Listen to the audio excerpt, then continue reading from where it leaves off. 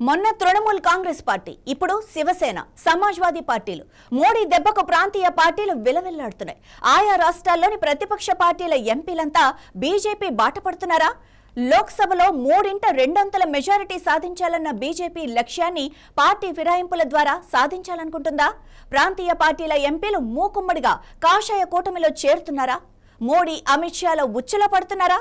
పరిణామాలు చూస్తుంటే అది నిజమయ్యే రోజు దగ్గరలోనే ఉన్నట్లు కనబడుతోంది.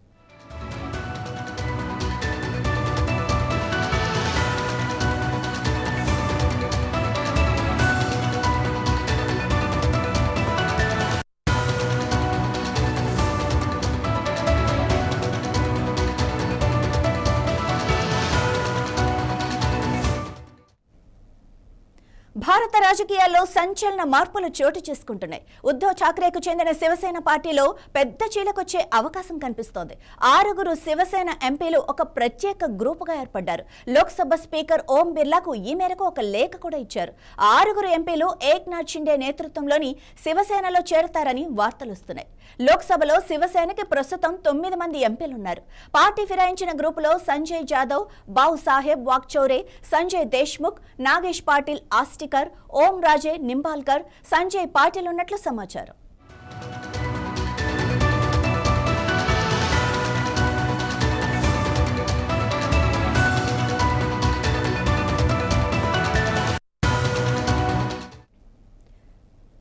ఈ పరిణామాన్ని ఆపరేషన్ టైగర్ అని పిలుస్తున్నారు. శివసేన షిండే వర్గం, బీజేపీ కలిసి శివసేన ఎంపీలను తమ వైపు లాగే ప్రయత్నంగా దీన్ని చూస్తున్నారు.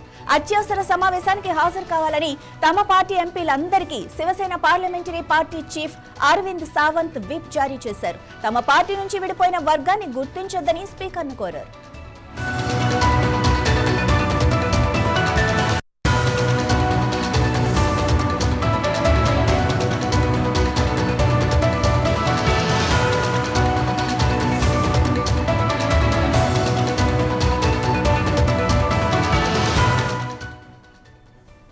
పార్టీ మారినందుకు ఒక్కో ఎంపీకి 15 కోట్ల నుంచి 50 కోట్ల రూపాయల వరకు ఆఫర్ చేస్తున్నారని శివసేన ఎంపీ సంజయ్ రౌత్ ఆరోపించారు.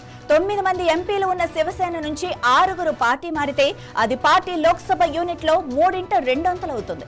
అప్పుడు ఫిరాయింపుల నిరోధక చట్టం కింద అనర్హత వేటు నుంచి తప్పించుకోవచ్చు. ఈ పరిణామంతో లోక్సభలో ఎన్డీఏ బలం భారీగా పెరుగుతుందని రాజకీయ విశ్లేషకులు అంటున్నారు.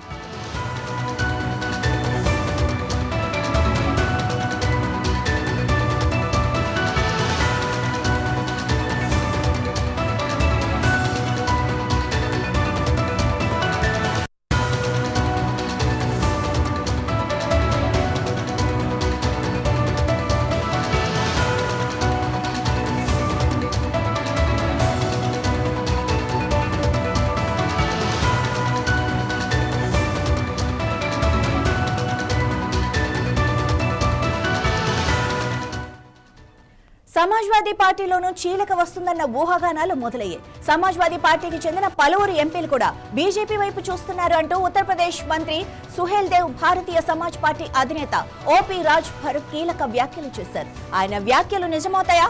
రానున్న రోజుల్లో ఎలాంటి పరిణామాలు జరుగుతాయో చూడాలి. మొత్తానికి ఎన్డీఏకు 3/2 మెజారిటీ లేకపోవడంతో డీలిమిటేషన్, మహిళా బిల్లులు ఇటీవల ఆమోదం పొందలేదు. ఇతర పార్టీల ఎంపీలను చేర్చుకోవడం ద్వారా ఈ 3/2 మెజారిటీ సాధించి ఈ 2 బిల్లులను ఆమోదించుకోవాలన్న మోడీ, అమిత్ షాల లక్ష్యం నెరవేరుతుందా? చూడాలి. రానున్న కాలంలో ఏం జరుగుతుందో.